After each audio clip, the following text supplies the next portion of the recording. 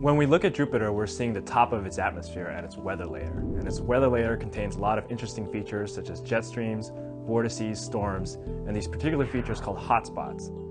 So hotspots are like holes in the clouds because they appear very dark when observed in visible light, but in near-infrared light they appear very bright. This indicates that we're seeing deeper down into warmer layers of the atmosphere. Hotspots have been previously studied by the Galileo atmospheric probe.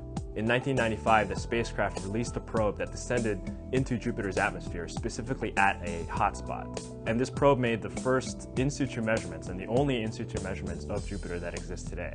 So it's very important to understand how hotspot meteorology works in order to place these in-situ measurements from the Galileo probe in its proper context. In 2000, the Cassini spacecraft flew past Jupiter and created a series of still images that we compiled into time-lapse movies of Jupiter's atmosphere.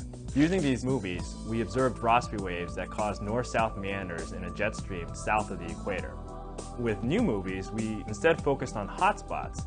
Hotspots are unique because we believe that there is a Rossby wave similar to what we previously detected, but instead of this Rossby wave moving north-south, it primarily moves up and down in the atmosphere.